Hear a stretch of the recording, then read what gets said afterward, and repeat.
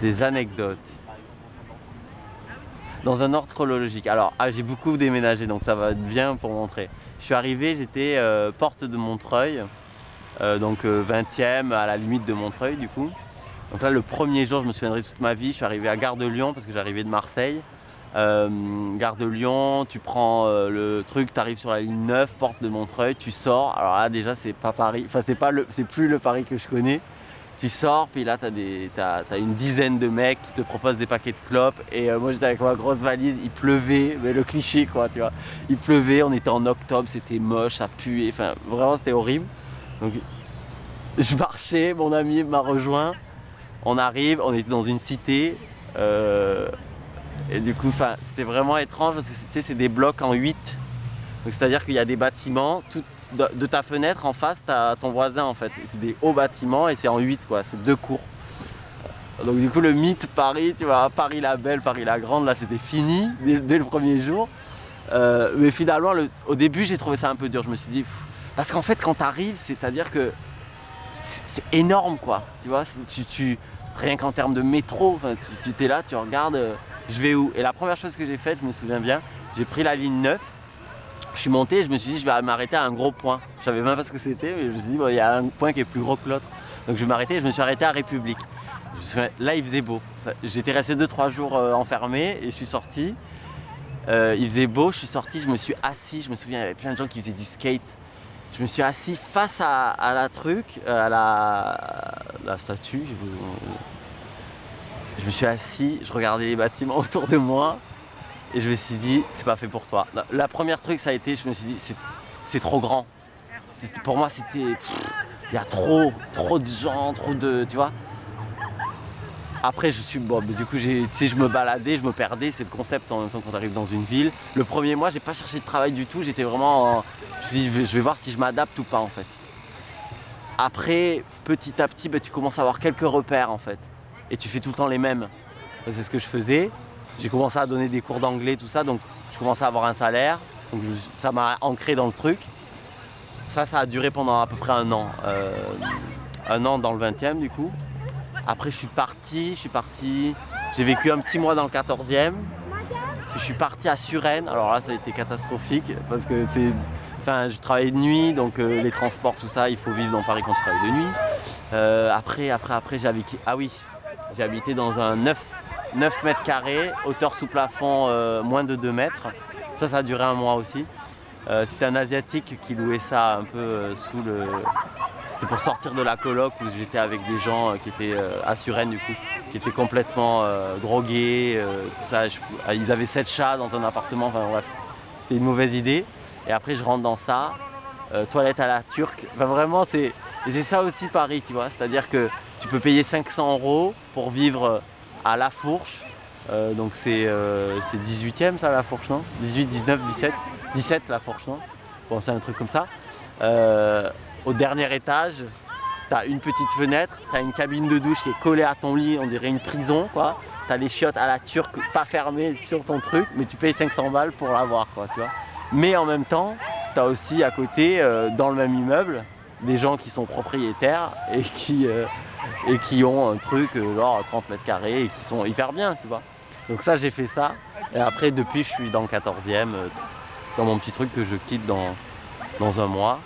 C'est drôle parce que au final, je me rends compte que quand je parle, ça se définit en logement, tu vois, où j'habite. C'est souvent... parce qu'en fait, tu connais une ville du quartier Houtier, en fait, tu vois. Je connais Paris, mais il y a encore...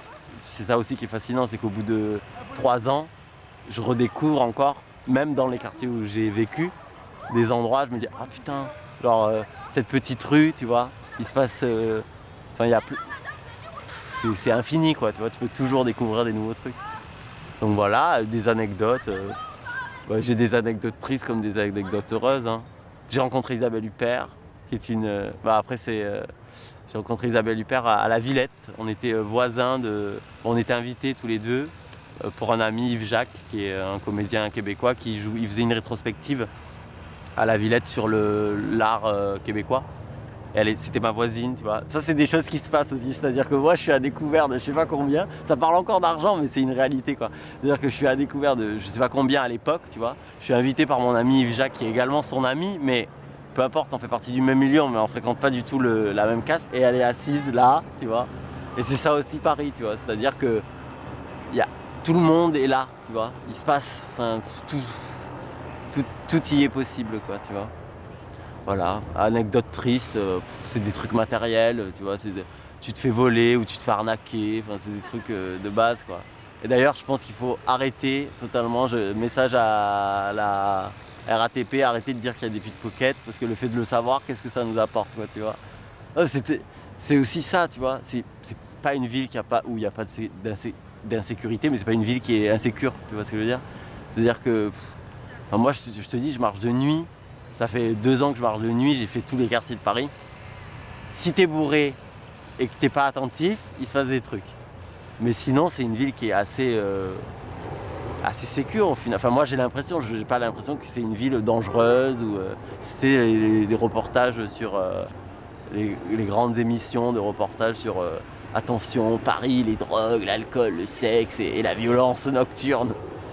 Non, tu t'entoures des gens que tu as envie, puis comme je te dis, il y a tellement de gens que tu t'entoures des gens avec qui tu as envie de vivre et Paris, elle est propre à chacun, tu vois. C'est pas... Il n'y a pas de définition, tu vois, au final. C'est chacun la vie comme il l'entend et avec les gens qu'il a envie de côtoyer et la vie qu'il a envie de mener surtout, quoi, tu vois. Voilà. D'autres choses que j'ai envie de dire, oui, voilà, je vais parler à Anne Hidalgo, si elle m'entend, on sait jamais. Il faudrait qu'elle, parce que elle se veut de gauche quand même, quoi, tu vois. Et quand tu vois que dans le 14e, par exemple, parlons d'un quartier que je connais, tu as la rue Cassini, qui est une des rues où je pense que la moindre maison doit coûter plus de 2 millions d'euros et qu'à côté, tu as les grands voisins, où tous les soirs, quand je passe devant, tu as une dizaine de personnes qui, je pense, sont réfugiés, qui dorment les uns à côté des autres. Certains sont clairement mineurs. Voilà, on est en France, on est à Paris, on est quand même une ville qui, si en France on doit faire la loi et les droits, je pense que c'est quand même une capitale, donc c'est là où il faut qu'on la fasse respecter. Et donc des mineurs dans la rue, ça c'est pas possible. Et alors je sais que j'aime pas employer le terme de problème, mais c'est une situation délicate qui est pas facile à traiter, mais je pense que ça fait partie des priorités, quoi. Et voilà, après on est dans un air où on est dans le truc méritocratie, si tu veux tu peux, tout ça. N'empêche que quand on est dans une ville aussi belle, on devrait traiter les gens aussi bien qu'elle est belle, tu vois ce que je veux dire? Je pense qu'il y a un rapport où c'est pas des choses qu'on peut voir, quoi. C'est pas possible. Enfin, ça existe pas. Pas à Paris, pas ailleurs, mais surtout pas à Paris. Enfin je sais pas, dans ma tête ils se veulent, oui, ça aussi. Mais là, c'est politique du coup. J'ai fait une performance dans les rues de Paris, performance sauvage, où j'étais 3 heures par jour. C'est pas pour faire ma pub, hein, c'est fini, je gagne pas d'argent dessus. C'était du 1er décembre au 24 décembre, ça s'appelait Performance de l'Avent. Et j'étais 3 heures par jour immobile dans des lieux différents, avec un panneau avec écrit Achète-moi. C'était pour questionner notre rapport à l'argent en période de veille de fête. Et j'ai fait ça donc du coup dans 24 lieux dans Paris. J'ai été arrêté 2 fois. Et c'est assez symptomatique, c'est pour ça que j'en parle. Et c'est le traitement de la ville de Paris et c'est un peu dommage. J'ai été arrêté à Montmartre et j'ai été arrêté devant la cathédrale Notre-Dame.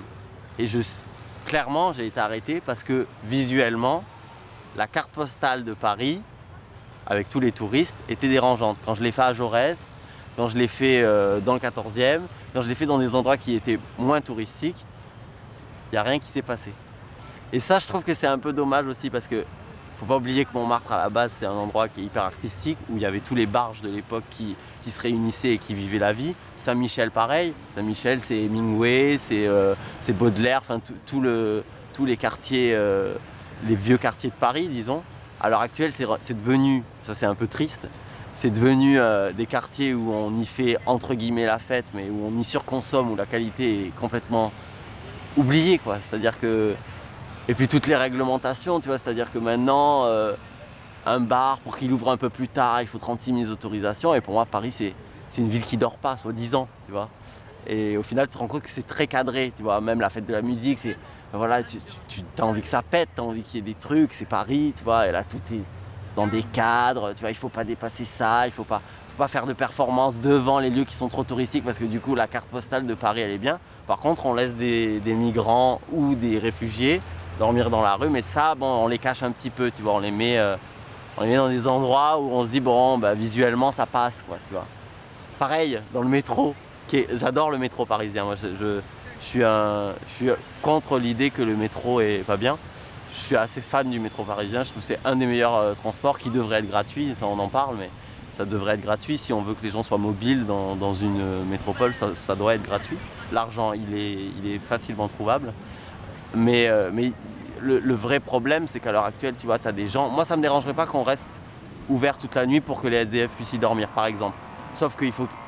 Quand tu vois des gens qui se piquent dans un métro, c'est que tu dis, il y a un problème de société, tu vois.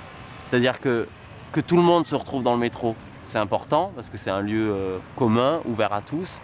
Même qu'on puisse y dormir, moi ça ne me dérangerait pas personnellement. Mais par contre, il faut qu'il y ait une assistance, tu vois. C'est-à-dire que dire attention, il y a des pickpockets, c'est simple, c'est une voie préenregistrée, mais faire de la prévention à l'intérieur, il n'y a pas, quoi, tu vois. Ça, c'est des petits points, des petits bémols. Parce qu'au final, tu vois, le métro est un lieu de rencontre assez incroyable. Et on s'en rend pas compte, mais il y a des exercices à faire tout simples, quoi, tu vois. D'arriver dans le métro et de te dire, je passe une bonne journée. Et d'essayer de penser, tu sais, les gens tirent la gueule. Mais c'est normal, il faut penser à un truc. On va d'un point A à un point B. Tu comprends? Le métro, c'est ça. C'est point A, point B. Et tu vas pas sourire comme un con, comme un bête, parce que voilà. Mais un petit exercice qui est bien, c'est d'imaginer ces gens face à toi et te dire à quoi ils pensent là actuellement. Moi, je le fais souvent. Et au final, tu passes des trajets métro beaucoup plus agréables, tu vois. Puis il y a des métros à air ouvert. Bon, bref, j'aime beaucoup le métro. Ça, je trouve que c'est fascinant, le métro parisien. Et le métro en général, quoi. Voilà. Sinon, qu'est-ce que tu voudrais que je te dise? Si j'ai d'autres anecdotes,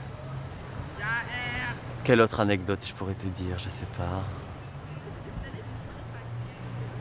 J'en ai des. Non, en ce moment, je vis une vie assez calme, donc j'ai pas trop d'anecdotes.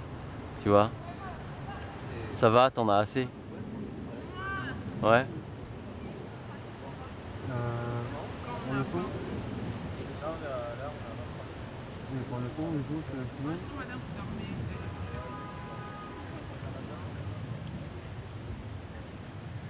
Il y a d'autres juste pour le fond, parce que ça passe.